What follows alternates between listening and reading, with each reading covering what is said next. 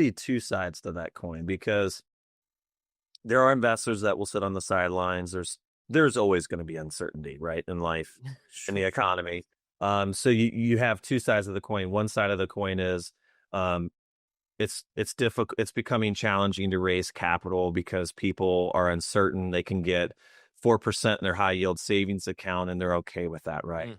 The flip side of that is you've got people that have uncertainty. The S&P took a dive, and they're saying, okay, maybe it's not a smart strategy to sit on the sidelines, and maybe I should mitigate risk outside of my traditional methods of investing and look at diversifying through commercial real estate. So I think I see both sides of the coin, right? Yeah, definitely.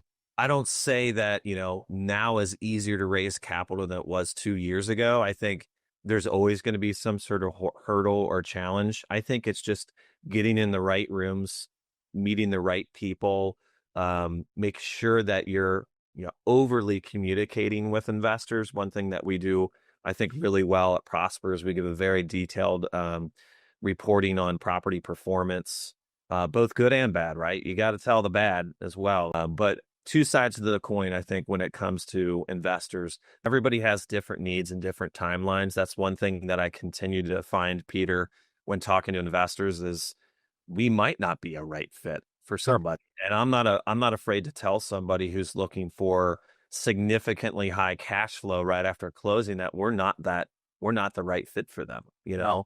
So there's a give and a take with, I think, every conversation you have with an investor, but I still think what we offer, and I'm sure with what your group offers, is options for people outside of those traditional investments, which, in my opinion, when you're trying to build wealth, is very, very important, Yeah. and mitigating risk.